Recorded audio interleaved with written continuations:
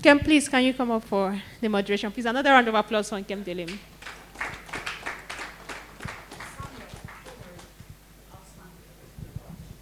It's okay. Okay, so good afternoon. This is the final leg of our engagement today. I want to talk tech because if you listen to all the other speakers from earlier on, you notice a lot of conversation around digitization, technology. In fact, if you've been putting your ears close to the ground, you will also hear a lot of concerns around tech. Is tech the enemy or our ally? That's the conversation we want to have today. And so, dear panelists, thank you and welcome on board. Again, we have a queen of the pack. And I'd like to start with you. So, Mariam, young professionals and job seekers seem to be hearing a lot about tech.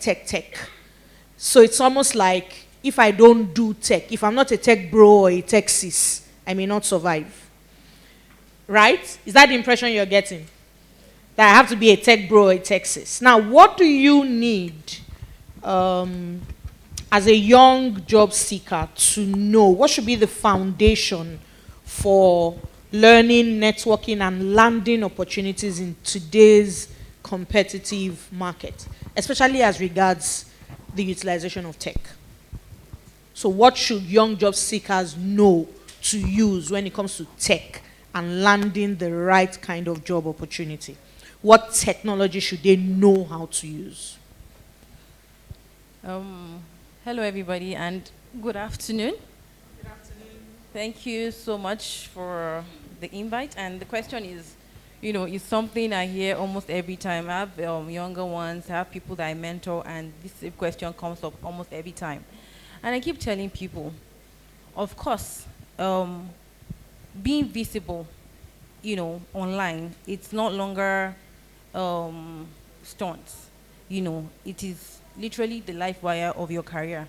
So as a young professional, where you're just graduating or you've started your career, you need to make yourself visible. And that's true. Everybody knows LinkedIn. I'm sure everybody here knows LinkedIn. So that's one digital tool every young professional that is seeking for a job should know how to use. And it's not just about, creating a profile on LinkedIn and just being there. You have to be able to post relevant things. You have to be able to introduce yourself. Who are you? What do you do? What skills do you have? What companies are you seeking opportunities in? What kind of skills do they, need there? So what do I need to start training myself on and start, putting on my profile such that people know that, okay, this is who I am.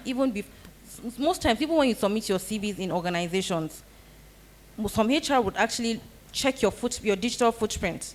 They check you out on Instagram, they check you out on LinkedIn, they check you out on Twitter. So one important digital tool every young professional seeking career opportunities should know how to use is their LinkedIn. Your social media platforms like Twitter, like Instagram, like Facebook is more like social, but if you're a job seeker, I think you should start, talking about, your career, your worth, what you know how to do, what you've done, and things like that. I wanted to give a quick example about myself. When I just started my career in the bank at that time, I was lucky to join a particular project. Then the banks too were getting conscious of the fact that everything is going online now. So they wanted to move from, and by the way, I worked in UBA. So they wanted to move from the traditional, UBA is an old generational bank to, so they were they wanted to be, seen as customer centric, God bless you, customer centric, because the likes of GT Bank and Access Bank were beginning to take over the space then, and then they didn't want to be left behind. And so they got some Indian guys that came around to come and rejig all that situation. And when they were picking their team, I was just very new, and they were like, okay, what have you done before? Do you know how to use Excel? do you know how to use any of the Microsoft Office tool at all? Because they wanted me to be, collating data and be imputing. So now when it now comes to like the individual, like is it very important for you to take a tech skill or a career in the tech space? I tell people, do it if you can. It is rewarding. This is Nigeria. We know what the economy, what everything is saying. But as a tech professional, you still have some leverage to either be innovative, create businesses. I myself, 4 or 5 years ago, I was just a designer. Then now I have a company. So one thing I tell people is, if you're in the tech space, you have the tendency to be an innovator in future. So that's one. Then when it comes to the complexity, so I say something is, sorry, what's the name? Esther. Do you do anything at the moment? Like, what do you have like any, even non-related to tech? It could be hairdressing, or what do you know how to do? What do you think you do now? Fashion designing, right? So, when did you start fashion designing? I started in 2019. 2019, and you are pretty good at it right now. So let's take it back to let's say 2014. Do you know anything about fashion designing? So it's consistency. Whatever you put your mind to every day, no matter how big it is, you break it down. So I tell people, don't be scared.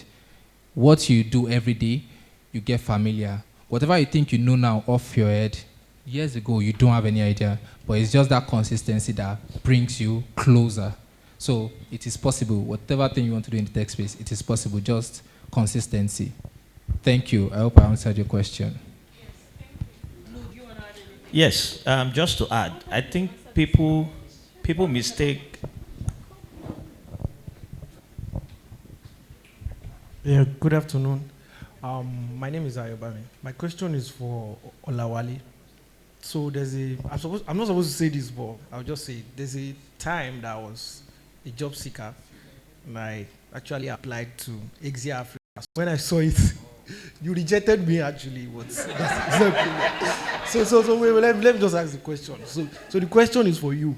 I know you were a designer before, and maybe like 2 years ago I saw Exia Africa, and I don't even know that you are the co-founder. So at what point did you say, fuck it, I want to start this company? so that's just my question. At what point do you start a business? Okay.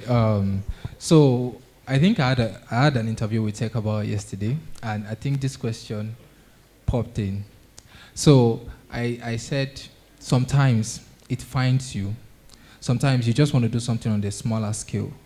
You just want to sell to 5 people. You just want to sell to 10 people. Then you see 100 are needing it, 1,000 are needing it. That means the business is already speaking for itself through you. So I just had passion for teaching people an impact. So I tell people I was the first designer at Exia Africa, a first design mentor at Exia Africa, because that's what I do. Then after that, people started reaching out to me. I want to do data analytics. I want to do front-end development. I'm just a designer. So let me get people together to teach these other things. Then numbers started coming in. Then the business was like, okay, I think we need to do this. And that was it. So sometimes it finds you. Yeah. Thank you so much. Lou, you wanted to speak to the other question? Yes, so what I was going to say, he has said it all, is most times when people say tech, they assume you have to write codes or you have to do something very scientific.